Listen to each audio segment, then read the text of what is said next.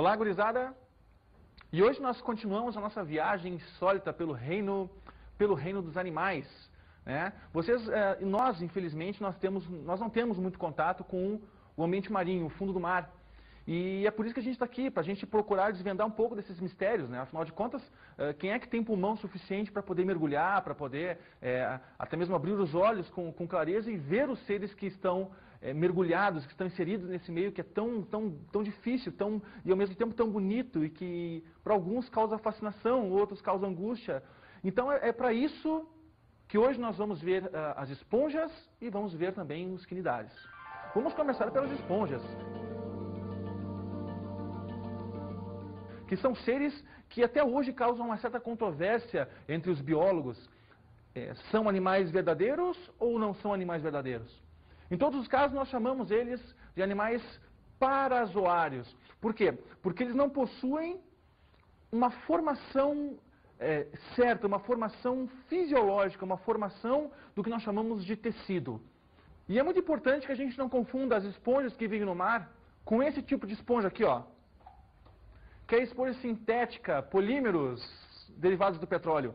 Essa esponja que a gente usa aqui, gente, não são as esponjas que nós encontramos no mar, né? Aliás, da onde vem a denominação esponja, né? O filo dos poríferos é chamado dessa maneira porque tem o seu corpo todo permeado por o que nós chamamos de poros. E daí, então, o seu nome, poríferos. Bom, então como é que são formados os corpos desses animais? Se eles não formam tecido, se eles não possuem nenhum tipo de sistema, são animais que nós chamamos animais de formação colonial. É uma agregação de células diferentes que agem de maneira independente e que, da maneira que lhe é conveniente, troca substâncias, troca nutrientes, troca gases entre si, fazendo com que haja um único corpo, ou o que aparenta ser, na verdade, um único corpo. Então fica essa dicotomia entre, bom, é uma célula o porífero ou é um conjunto de células que se agregam formando o que parece ser um corpo? Na ecologia a gente pode debater um pouco mais a respeito desse assunto quando nós formos falar das formações chamadas de colônias, que são aquelas relações, né, intraespecíficas. Os poríferos são animais que nós chamamos de animais diblásticos. O que é um animal diblástico? É um animal que lá na sua origem embriológica possui apenas 2 folhetos embrionários. Um mais interno, que nós chamamos de endoderme, e um outro mais externo, que nós chamamos de exo ou ectoderme. Então, o que acontece? Esses animais que possuem apenas 2 folhetos embrionários são animais que depois da sua formação vão dar origem a corpos, a uma fisiologia muito mais simples do que os animais que são triblásticos, que possuem 3 folhetos embrionários, que vêm a partir dos plateumintos. Então, ó, poríferos, quinidários, plateumintos, nemateumintos, anelídeos e assim por diante na nossa linha evolutiva do reino dos animais. Então, a partir de plateumintos, os animais já são triblásticos e apresentam uma complexidade corporal e um aparecimento, surgimento de sistemas, de órgãos muito mais complexos do que esses animais que nós estamos falando na aula de hoje. Então, olha só, parazoários porque não formam tecidos, porque são diblásticos, são animais de uma constituição corpórea muito simples, muito simples. Acredita-se que a origem, então, do reino animal venha dos poríferos justamente por esse fator evolutivo que é determinante. Diblásticos e parazoários não formam tecidos. Eu quero deixar isso muito claro para vocês. Vamos falar então agora um pouquinho sobre como funciona essa anatomia do corpo dos poríferos. Bom, então se a gente pudesse generalizar esquematicamente o corpo de um porífero, o que nós observamos de cara? 2 estruturas. A primeira, que é como se fosse a abertura mesmo da garrafa, que nós chamamos de ósculo, e que fica no topo, na parte superior do corpo desse bicho, que nos remete à cavidade central do corpo desse animal, que nós chamamos de átrio. Então, essa cavidade, esse espaço interno dentro do corpo do bicho, nós chamamos de átrio. E a parte superior, o ósculo. Só que existe um detalhe, ó.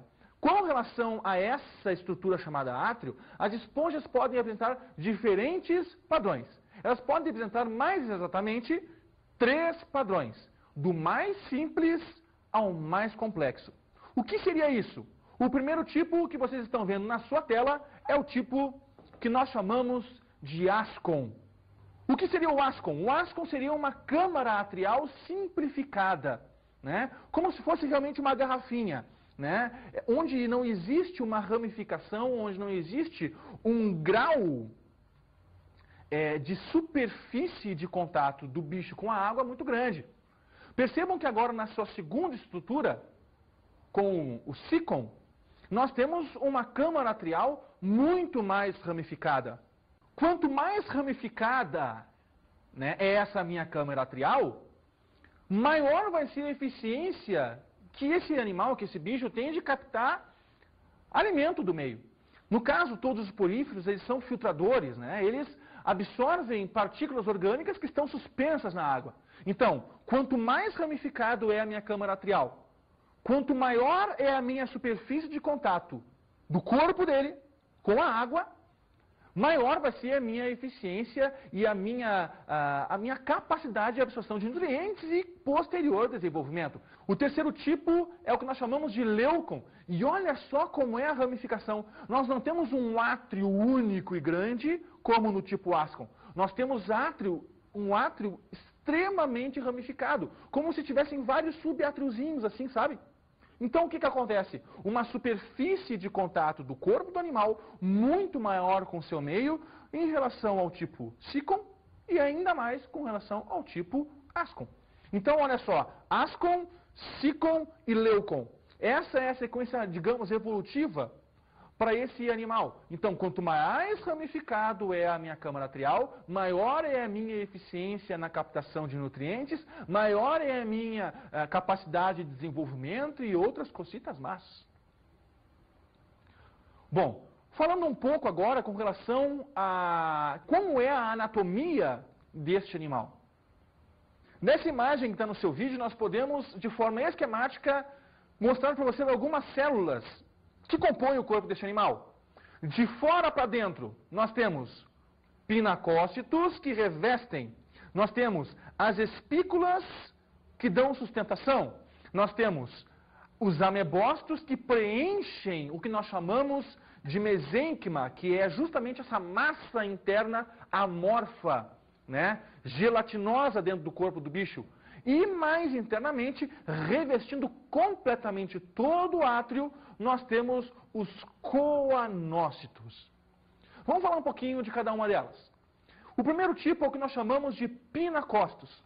Os pinacócitos, gente, são células aplainadas, achatadas e que têm, logicamente, um revestimento ou de sílica ou de carbonato de cálcio para justamente proporcionar proteção e uma certa sustentabilidade para este animal. Depois, nós temos os porócitos. Os porócitos, gente, imaginem como se fosse aquele salgadinho de tubinho. Sabe aquele salgadinho de tubinho? Então, são células que atravessam da parte mais externa do corpo do bicho até o nosso amiguinho átrio. Então, esse porócito, gente, serve justamente para quê? Para que a água passe de fora para dentro do corpo do bicho. Um detalhe super importante que eu preciso falar para você, gente. Olha só. O corpo desse animal, como ele é séssil, o que acontece? Como é que ele busca esse alimento? Ele faz com que a água passe pelo seu corpo. Como é que a água vai entrar dentro do seu corpo? Justamente pelo nosso porócito. Então, o porócito, gente, é uma célula que tem justamente esse formato de tubo onde a água passa pelo seu centro, levando a água do meio externo para dentro do átrio. Depois vem as células que nós chamamos de amebócitos. Os amebócitos são células amorfas, sem forma, e que têm função de preenchimento dessa estrutura que eu chamei e falei para você, chamada de mesogleia. Os amebócitos também têm uma função super importante no futuro na reprodução, porque vão dar origem aos gonócitos, que vão dar origem aos gametas. Então os amebócitos são o que nós chamamos de células coringa dessas esponjas, né? Tendo então função de preenchimento e sendo responsável pela originação, pela origem de outras células do corpo deste animal. Bom, então agora nós temos as espículas. As espículas, como você está vendo no seu vídeo, elas podem ter formas diferentes, né? Elas podem ser chamadas de monoaxonas, quando elas têm um formato de palito mesmo, de bastão. Elas podem ser chamadas de tetráxons né, exatamente pela forma de 4 pontas.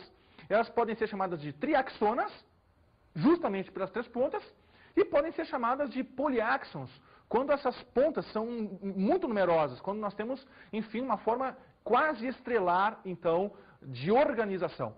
E por último, talvez a célula que mais caia no vestibular, né? A célula chamada de coanócito, que você também está vendo no seu vídeo. O coanócito, queridos amigos, tem a função de alimentação. Os coanócitos têm a função de filtragem da água. Eles possuem um flagelo. E para que serve, afinal de contas, esse flagelo?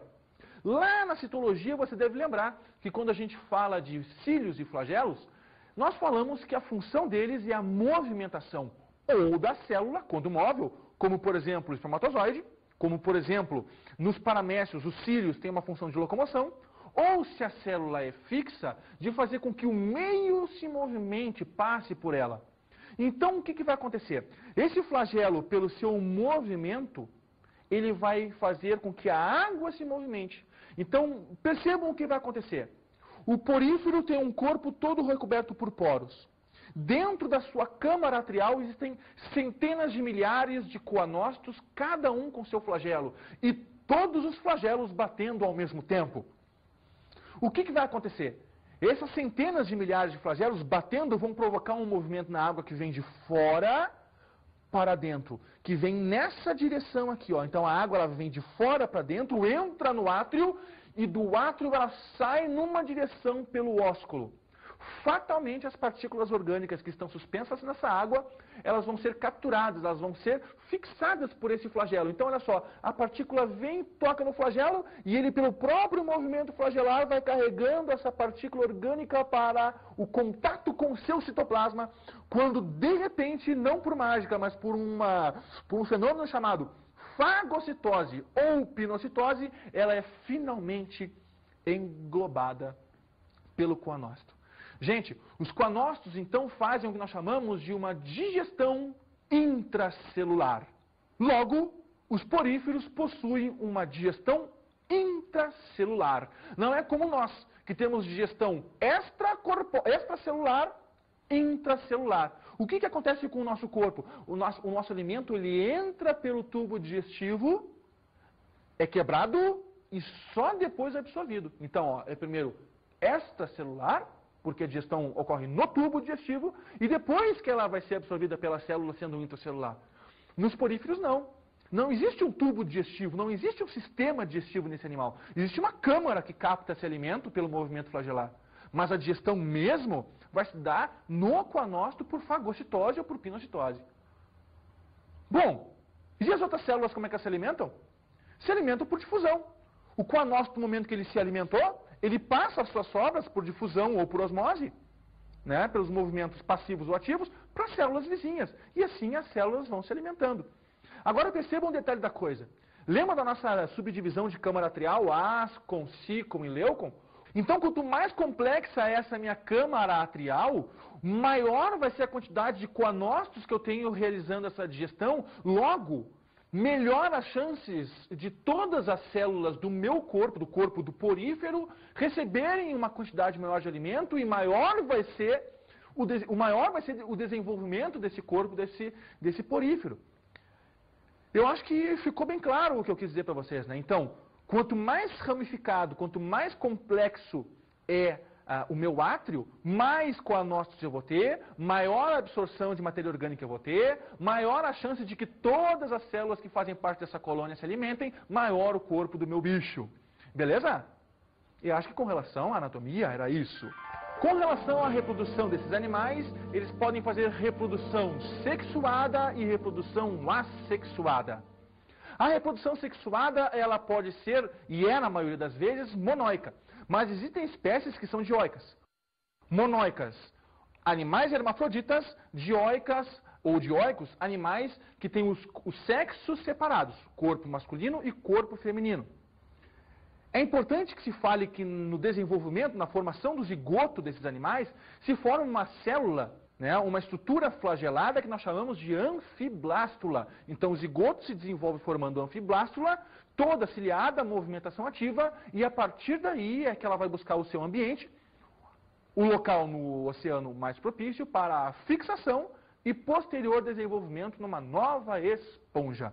Com relação à reprodução assexuada, as clássicas, brotamento ou fragmentação. A gente pode pegar a esponja e esfarelar. Cada farelinho vai dar origem a uma nova esponja.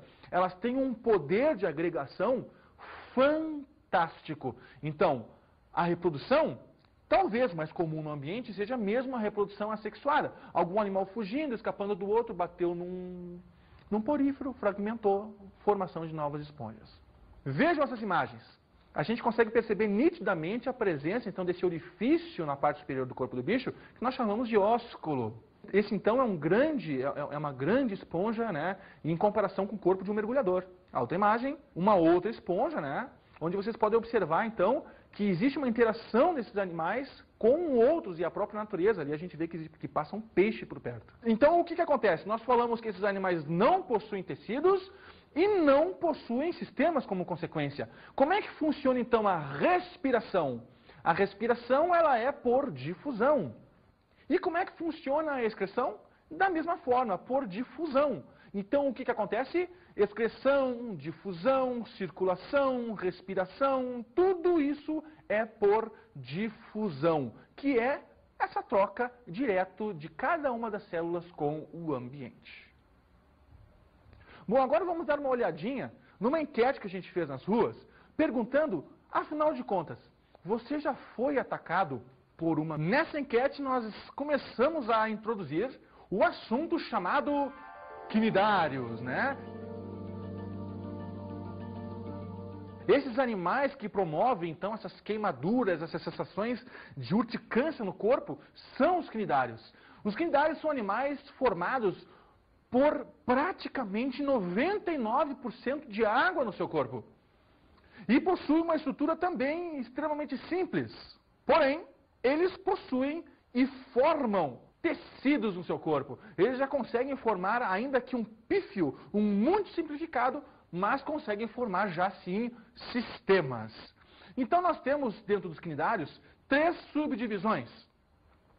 A primeira subdivisão é a subdivisão que nós chamamos de hidrozoários, as hidras. Pelo desenho que você consegue enxergar agora no seu vídeo, nós percebemos que as hidras possuem uma boca que está voltada para o lado superior do corpo, tentáculos que envolvem essa boca justamente para a captura do seu alimento, uma cavidade gástrica. Percebam, já existe uma cavidade gástrica, um princípio de tubo digestivo e também, né, uma camada, né, de revestimento que nós chamamos de epiderme e uma camada de revestimento dessa cavidade gástrica que nós chamamos de gastroderme. Gente, entre a epiderme e a gastroderme existe uma substância gelatinosa que nós chamamos de mesogleia. Animais de corpo gelatinoso, geleia, mesogleia, geleia, mesogleia, entenderam? Então, o que acontece? As hidras são animais que são chamados de animais bentônicos, porque vivem no fundo do mar. As hidras são animais extremamente sensíveis, delicados. Percebam a leveza que existe nessa foto ampliada que nós encontramos da hidra no fundo do mar. Olha a próxima figura. Então, gente, as hidras são animais extremamente delicados, né? São animais sensíveis. Na segunda divisão, nós encontramos os sifozoários, as famosas medusas, também chamadas de mães d'água. Olhem no desenho do nosso vídeo. Nós encontramos, gente, de forma esquemática, uma medusa como se fosse uma hidra, só que agora voltada de cabeça para baixo. A boca agora não é uma boca superior, né? Não é uma boca voltada para o lado superior, agora é uma boca voltada para o fundo do oceano. Ela continua tendo um revestimento gástrico, uma gastroderme e também uma epiderme que forra todo o seu corpo pelo lado de fora. E entre, de novo, o revestimento gástrico e a epiderme, ou seja, entre a gastroderme e a epiderme, continua existindo essa geleia, a chamada mesogleia. E também, da mesma forma, os tentáculos orais. Agora, olha que comparação legal. Os cifozoários funcionam como se fosse um guarda-chuva. Essa parte superior que a gente observa também é chamada pelos biólogos de umbrella. Adivinha por quê? Porque umbrella no inglês significa justamente o guarda-chuva. E olha só por que cifozoários. Quase furei meu olho. Eles se locomovem dessa forma. E para eles se locomoverem dessa forma, é óbvio que eles precisam ter um sistema muscular, ainda que muito simplificado. Então, olha só, a contração desses músculos faz com que a água seja jogada para baixo e olha o bicho subindo. Ó. A água seja jogada para baixo e olha o bicho subindo. Ó. Então, dessa forma, eles são chamados de animais cifozoários e eles acabam, então, se locomovendo. São animais móveis. Ao contrário das idas que vivem no fundo e que têm essa locomoção por cambalhotas ao léu, né? Ao bel prazer das águas do mar. Vejam essas imagens que mostram o colorido desses animais. Bonitos, não é? Pois agora vamos falar dos antozoários, a última classe dentro do filo dos quinidários. Os antozoários, gente, muito importante. São eles os responsáveis pelo que nós chamamos de corais. Eles são os corais. Muitos alunos confundem isso na hora da prova do vestibular ou até mesmo no seu colégio, dizendo que corais são os poríferos. Não. Os corais são os antozoários. É essa subdivisão, é essa classe dentro do filo dos quinidários. Eles são os responsáveis, então, pelas formações que nós chamamos de corais. Então, gente, percebam que eles possuem um corpo mais resistente, formado por sílica, por carbonato de cálcio, como o desenho que vocês estão vendo no seu vídeo. Você vê apontado a estrutura que nós chamamos de faringe, né, que é uma dobra para dentro ou parte da cavidade gástrica desse animal. Então, gente, os antozoários têm como característica também os tentáculos, também uma boca voltada para o lado superior, mas principalmente, gente, gravem a presença dessa faringe no corpo deste bicho. Gente, os corais formam estruturas, né, que são muito grandes no fundo do mar. Acredita-se que o maior ser vivo do mundo esteja na costa da Austrália, formando o maior recife de coral existente no planeta. E por que um animal só? Justamente pelo tipo de reprodução que esse animal tem, que daqui a pouco a gente fala. É importante, gente, vocês se darem conta de que a respiração desses animais ainda é uma respiração por difusão, porque eles ainda não possuem esse sistema. Da mesma forma, a excreção também é por difusão, porque eles ainda não possuem esse sistema. Mas a digestão, não. A digestão, como eu já falei para vocês, já existe uma presença de um saco digestivo. Não é um tubo digestivo, é um saco digestivo. Ou, para quem ainda quiser a minúcia, um tubo ou um saco digestivo incompleto, porque só possuem boca, ainda não possuem ânus. São animais protostomados porque o blastóporo, lá na origem embrionária, dá origem à boca. Bom, nessa cavidade digestiva, então, a digestão passa a ser extracelular e depois intracelular. E a captura deste alimento se dá por células que nós chamamos de quinidoblastos. Gente, o filo quinidário é caracterizado justamente pela presença desses quinidoblastos, que são células que produzem uma substância altamente urticante, que é responsável pela sua queimadura na época de verão, quando você mergulha em águas quentes. Esses animais, eles não têm qualquer senso de localização, eles não possuem um sistema nervoso complexo como o nosso, com a presença de cérebro, não. O sistema nervoso desses animais é um sistema difuso. O animal não tem consciência nenhuma do que está fazendo, ele está lá na água, se movimentando. Quando, de repente, gente, pela transparência, o banhista ou o animal não percebe a presença deste bicho e acaba, sem querer, se enredando nos longos tentáculos deste animal. A captura se dá ao acaso. Mas o que existe nesses tentáculos? Justamente a presença desses quinidoblastos. Vejam no vídeo de vocês a figura deles antes e depois do toque. Os quinidoblastos são células justamente especializadas em defesa e em ataque deste animal, que funciona de forma involuntária.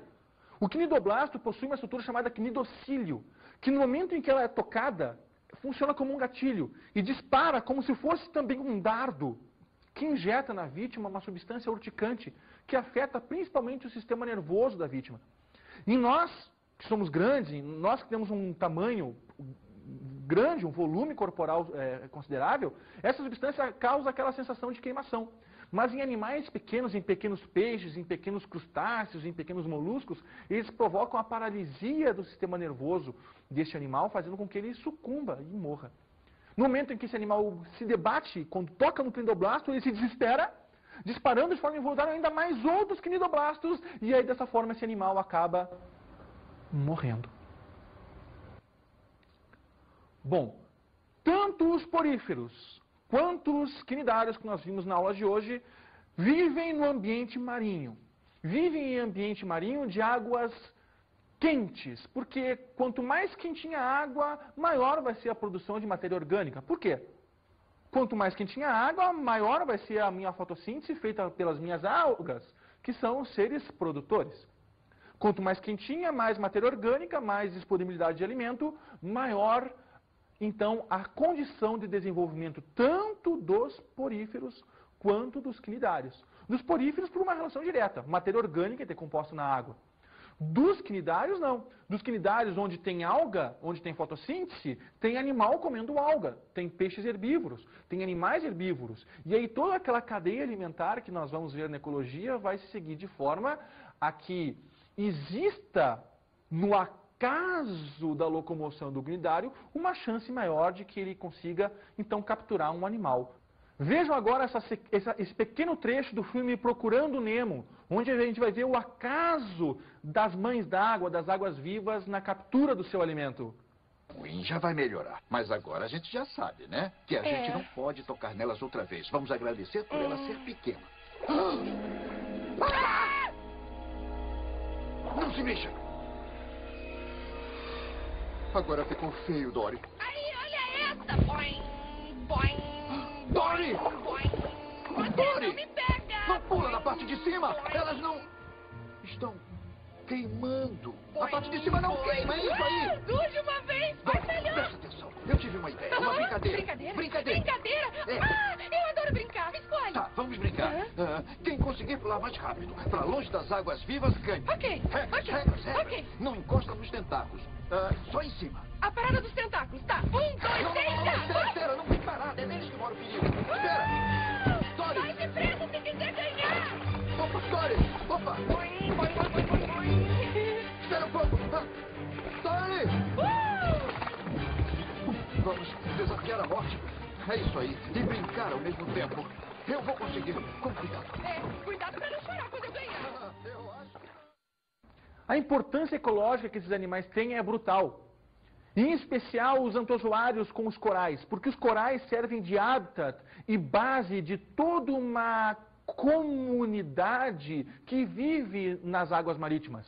Gente, os cientistas acreditam que os corais sejam uma fonte inesgotável de vida, onde a biodiversidade, gente, é extremamente alta. São considerados verdadeiros biomas terrestres, onde os corais servem de fixação para algas e as algas servem como produção, né, como elementos produtores para toda uma cadeia alimentar, toda uma cadeia ecológica que vem justamente da fixação delas nesses corais aí.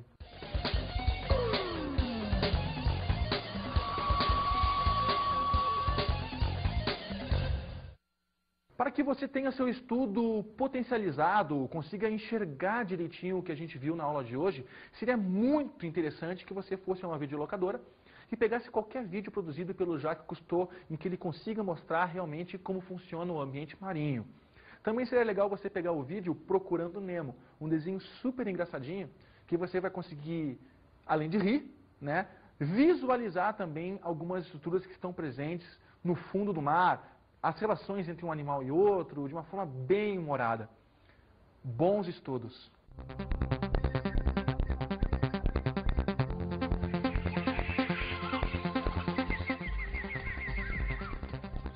Na aula de hoje estudamos as esponjas ou parazoários. Animais que não formam tecidos, muito simples. Vimos a anatomia dos poríferos. E a sua subdivisão do mais simples ao mais complexo, ascon, sicon e leucon. Conversamos sobre a reprodução sexuada e a assexuada. na sua maioria monóicos e algumas espécies dioicas, formação do zigoto e a anfiblástula. E analisamos os quinidários. Animais com corpo 99% água praticamente, subdivididos em hidrozoários, sifozoários e antozoários e que possuem a célula chamada quinidoblasto, que nos injeta aí nas suas vítimas uma substância urticante que nos provoca queimadura.